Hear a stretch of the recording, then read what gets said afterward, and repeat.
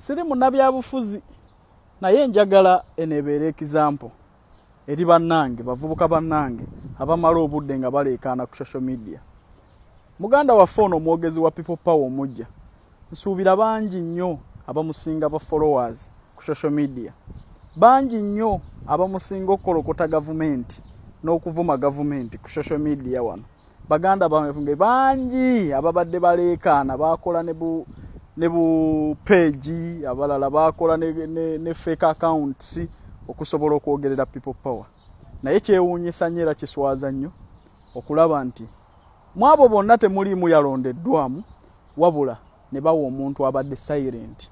Kiki ekitegeeza okuleekaana ennyo si kumanya kiwulira bulungi. Mulekeraawo okwewulira ebintu bye mutaatandika.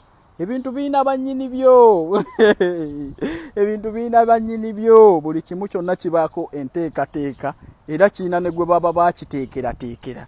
Temwenyiganga mu pulogulaamu na pulaani ze mutaamanya mu ntandikwa kuzeefuula mmwe. Ssennyongo ono aba muganda waffe ono omwogezi wa People Power omupya twamulabako era y'omu ku baalonkinga People Power. Ndowooza bajjukira nga beekalakaasa ku OTT. So mwe mwaleekaana nnyo ne mwogera nnyo era ne mwagala nnyo okusinga ye nga ye ali silent. Ku mwenna waliwo gwe baayita muvuganye naye nti kale tubalondeka ani anaatwogerera. So baganda bange ebintu ebisinga bwe batewakimanya mu ntandikwa era weegendereze n'okiyingiramu. Mwegendereze nnyo okwagala bye mutaamanya mu ntandikwa ebintu biriko bannyini byo. Sivumirira oba sikirabamu bubi. Actually nkyagala nnyo kubanga kyatuwonyezaako ku kkerere.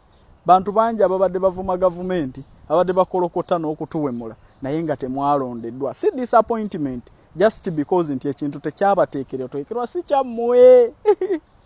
Weewale nnyo okuinvestinga mu kintu ky'otaamanya ojja kuba okolera balala mawulire. Kitegeera tekitwewuunyisa nnyo naye nga bwe kityo bwe kirina okubeera kubanga bwe kyategekebwa ku sayidi yaabwe.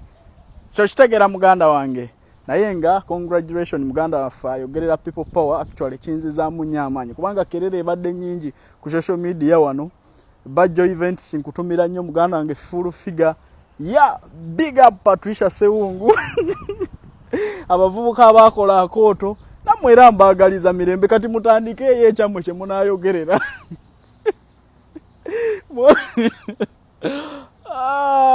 Anyway kibawe ekyokuyiga nti silent majority we are ruling People Power. Omuntu abadde musirifu nga tayogera olwaleero yaboogerera. N'ebirala bikyabeewuunyisa kyekyo kye babagamba Bebekulu kye yabagamba nti silent majority naki owa silent majority omuntu abadde omusirifu. Okusirika tekitegeeza busiru. Actually buli lwoleekaana n'oyasama oba exposing obutamanyabo n'obusiru bwo. Manya abantu bangi ababadde baleekaana ng'akafaako tebaakabawadde. Bangi ababadde bakyeyita abakyewulira n'abakigwana nga bo bakyeyagaliza balina ba followers bangi bavumye gavumenti bakyayinza na kulinnya Uganda naye ng'olwaleero tebaaliko organizingibwa wadde okubagamba nti bavuganye n'omuvubuka ono.